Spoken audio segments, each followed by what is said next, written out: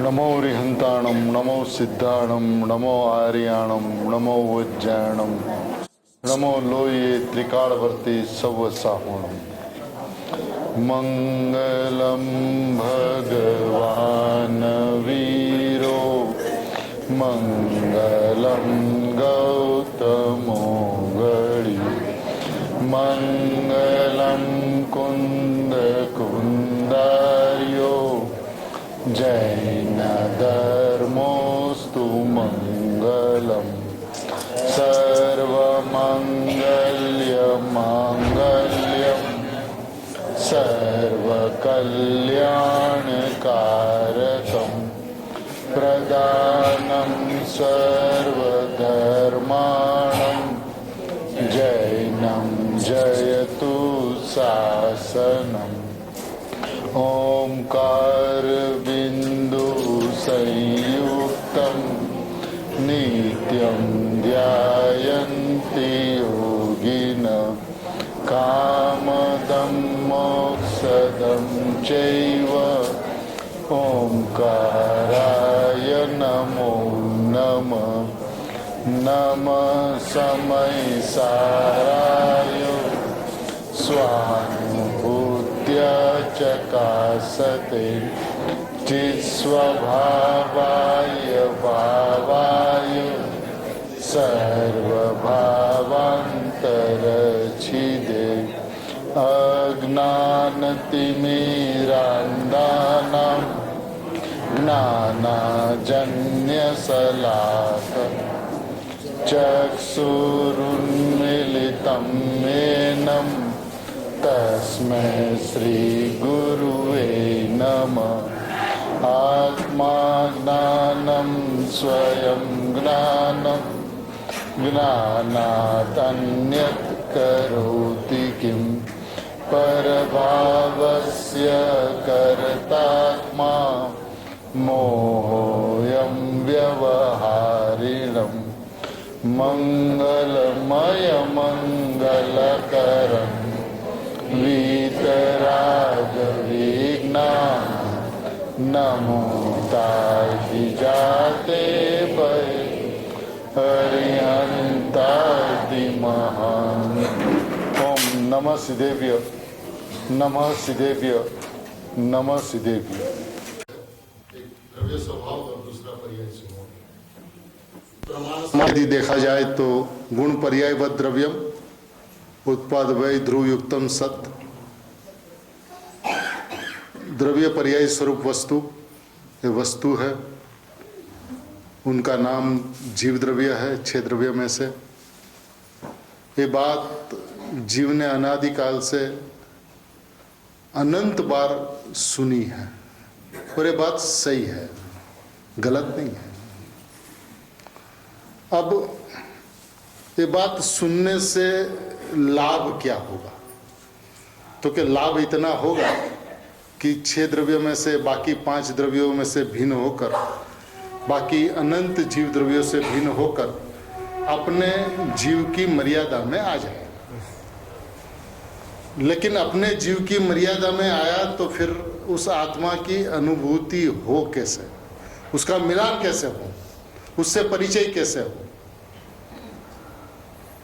तो यदि दृष्टांत के तौर पे ये बात कही जाए कि अपने को मौसम्बी चाहिए, तो गए अपन बाजार में और फ्रूट वाले के दुकान पे जाकर 15 रकम के फ्रूट थे, उसमें से मौसम्बी देख ली और दुकानदार को कहा कि हमें भैया 12 मौसम्बी दे दो। उसने 100 रुपया कहा, हमने 100 रुपया दे दिया। अब हमारा प्रयोजन मौसम्बी से थे, मौसम्बी लेकर हम घर आ गए। अब क्या किया जाए इस मौसम्बी का? मौसम्बी के ऊपर में छिलके हैं, भीतर में छाल है, बीज है और मौसम्बी का रस है। हमें चाहिए रस, क्या करें? पूरा का पूरा मौसम्बी लेके मशीन के अंदर में जूसर में डाल दे, मिल जाएगा जूस? मिलेगा नहीं मिलेगा? क्यों नहीं मिलेगा?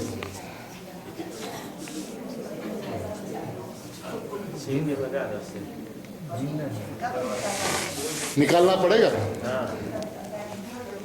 देखिए बात अपने को कितनी अच्छी तरह से समझ में आती है ना कि छिलका निकालना होगा, बीज निकालना होगा और प्योर जूस है उसको पीना होगा। अब आत्मा की अनुभूति जिसको सम्यक दर्शन, सम्यक ज्ञान, सम्यक चारित्र के परिणाम कहे जाते हैं, ये उत्पन्न कैसे होते हैं उसकी विधि होनी चाहिए। जैसे छिलके निकालने की विधि, छाल निकालने की विधि, बीज निकालने की विधि, बाद में मौसम्बी को जूसर में डालने से रस निकल आता है, तो एक विधि बनी ना। तब इसकी विधि क्या, तो कि छिलके को निकालो।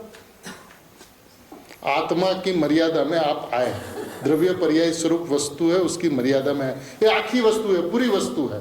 अब एक पूरी वस्तु के अंदर में दो स्वभाव है, एक नित्य स्वभाव, एक अनित्य स्वभाव, एक त्रिकाल स्वभाव, एक क्षणिक स्वभाव, एक अपरिणामी स्वभाव, एक परिणमता स्वभाव, एक रूप रहता स्वभाव, नहीं टलता स्वभाव, माने टिकता स्वभाव, और एक टलता स्वभाव। ये दो स्वभाव है।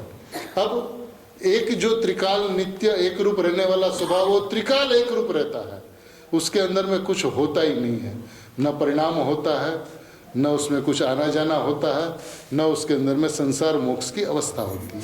ये जो का जो कार्य होता है सारे के सारे परिणाम में होते हैं। अब जीव को अनादिकाल से पर्याय बुद्धि रही, पर्याय में मिठास रही, पर्याय में कर्तापना रहा, पर्याय के अंदर में भोक्ता का अभिप्राय रहा, तो वस्तु अपने पास होने के बावजूद भी वो मौसम्बी का जूस नहीं मिला, सम्यक दर्शन की अनुभूति, स्वसंवेदन नहीं हुआ। तो कहते हैं कि जैसे प्रमाण की मर्यादा माने पूरे वस्तु की मर्यादा में आए, तो वो उसमें से नई को निकालना, नई को निकालना माने प्रमाण वस्तु में से नई को निकालना, नई को निकालना माने शुद्ध नई को निकालना, शुद्ध नई को निकालना माने प्रयोजनभूत वस्तु को निकालना। तभी ये जो द्रव्य और पर्याय, अब पर्याय तो परिणमती है और उसका आयु कितना है, एक समय। अब एक समय माने क्या पता, अभी आपने कहा ना एक समय, तो जो एक समय की पर्याय जब पकड़ में आती है तो असंख्यात समय की पूर्व की पर्याय पकड़ में आती है। मन के अंदर में, विकल्प के अंदर में जब वो पकड़ में आती है तो असंख्यात समय पहले की पर्याय पकड़ में आती है। वो तो भूतकाल हो गई, वो तो भूतकाल है ना। अब भूतकाल की पर्याय में जीव क्या करेगा, नहीं करेगा। वर्तमान की पर्याय पकड़ में नहीं आती, भविष्य की पर्याय प्रकट नहीं हुई, वो करे तो क्या करे, एक बात। दूसरी बात, पर्याय का परिणमना जो स्वभाव है उसको कोई रोक नहीं सकता। पर्याय का क्रमबद्ध स्वभाव जो है वो अनादि अनंत निश्चित है, उसको कोई आगे पीछे नहीं कर सकते। उदाहरण के तौर पे आज यदि अपन सिमंदर परमात्मा के पास में जाए और अपन को आज ऐसा पता चले कि कल शाम को 6:05 और 20 सेकंड पे सिमंदर परमात्मा का मोक्ष होने वाला है, और अपन सिमंदर परमात्मा को जाकर पूरे भरत सत्र के सारा मुमुक्षु जगत सिमंदर परमात्मा के पास में जाकर विनती करे कि प्रभु आप तो अनंत चतुष्टयधारी है, अनंत सुख, अनंत ज्ञान, अनंत दर्शन, अनंत शक्ति आपको प्रकट हो चुकी है। हम आपको भगवान तब माने जब 6:05 और 20 सेकंड पे जो आपका मोक्ष होने वाला है उसको 19वें सेकंड पे आप करें, 1 सेकंड पहले, बस उससे ज्यादा हम आगे नहीं चाहते। तो क्या आएगा भगवान की ओम ध्वनि के अंदर में, पर्याय एक समय आगे पीछे करने में जगत के सभी प्राणी असमर्थ है। ठीक है, दूसरी बात। तीसरी बात, पर्याय स्वयं परिणमता अस्थिर भाव है। अब अस्थिर भाव का ध्यान कैसे किया जाए, जो स्वयं परिणमती, जिनका आयु एक समय है, जिसे घड़ी वो पुराने जमाने के घड़ी थे ना जिसमें वो लोलक रहा करता था, वैसे घूमते रहता था, टक टक टक टक। अब उसको बोले कि आप उसके ऊपर में दृष्टि स्थिर करो, वो स्वयं फिरता रहता है, उसके ऊपर दृष्टि कैसे स्थिर हो। तीसरी बात। चौथी बात, वो स्वयं विनश्वर है, उसका उत्पाद है तो उसका व्यय भी है। और उसी वक्त ध्रुव परमात्मा त्रिकाल एक रूप शुद्ध परिपूर्ण ज्ञायक तत्व हाजरा हजूर विद्यमान है। अभी मैं पना करना है, अहम करना, एकत्व करना। जीव का काम है सिर्फ अहम करना। अब अनादिकाल से जीव ने पर्याय में अहम किया, तो पर्याय में अनादिकाल से अहम करके उसका फल क्या हुआ?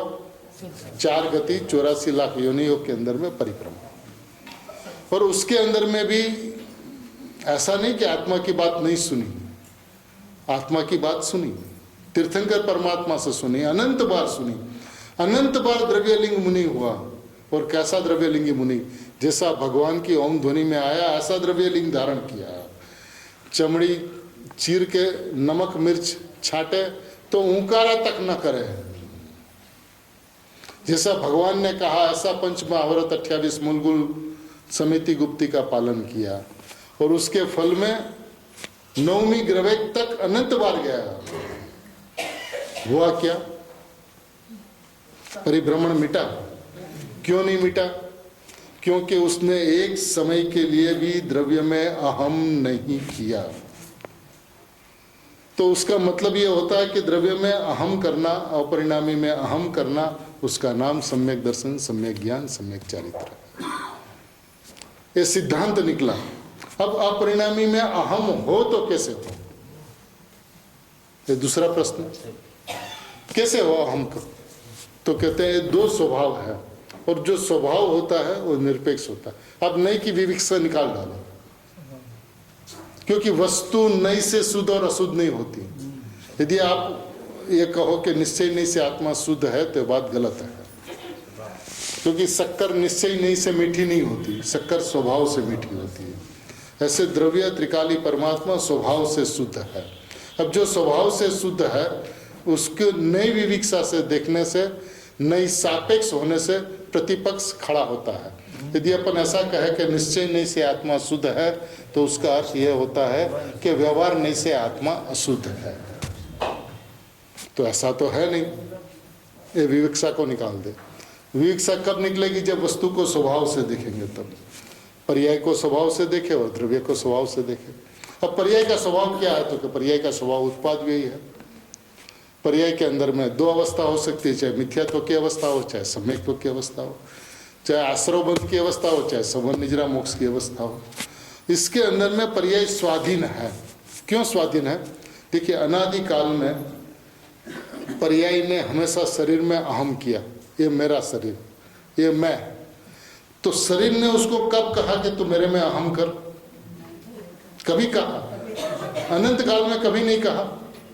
फिर भी पर्याय ने अपनी उन्धाई से उस शरीर के अंदर में अहम किया, उसका फल संसार रहा।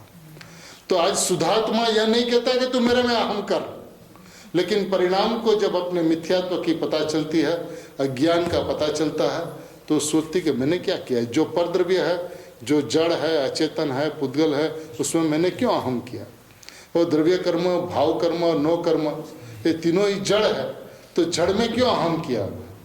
तो मैं तो जिसकी हूँ, मैं द्रव्य की हूँ। पर्याय किसकी होती है? द्रव्य की। पर्याय द्रव्य से कथनचित भिन्न, कथनचित अभिन्न। तो पर्याय जब द्रव्य से कथनचित अभिन्न है तो उसका मतलब पर्याय में द्रव्य जानने में आता है। तो द्रव्य मेरा होते हुए भी मैंने द्रव्य में अहम क्यों नहीं किया?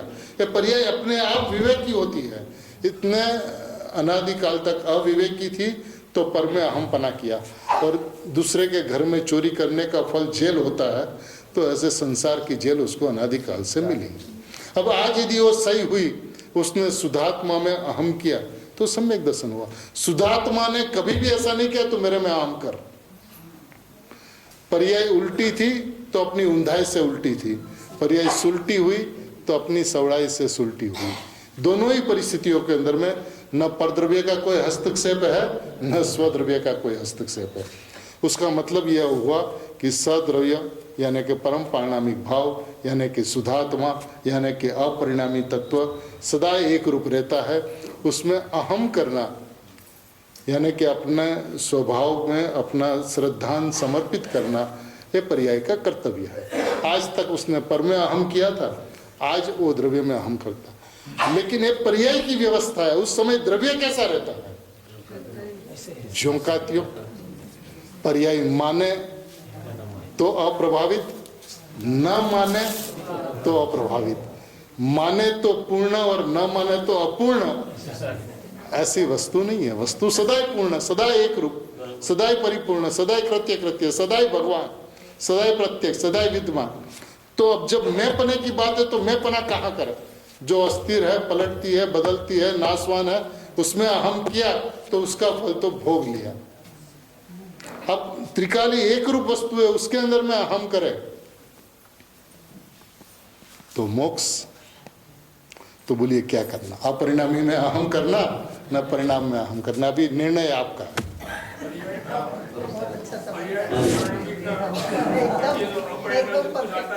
हाँ जी, अपरिणामी द्रव्य में से कुछ आता नहीं तो फिर पर्याय में द्रव्य का सामर्थ्य आता है, कैसे कैसे होता है? गुरुदेव श्री को इसी प्रवचन के अंदर में एक प्रश्न पूछा गया। इसी प्रवचन में, जो प्रवचन अभी अपने स्वाध्याय कर रहे हैं, उसमें एक प्रश्न पूछा गया कि साहेब જ્યારે અનુભૂતિ થાય છે ત્યારે પર્યાયમાં આનંદ આવે છે, એ ક્યાંથી આવે છે?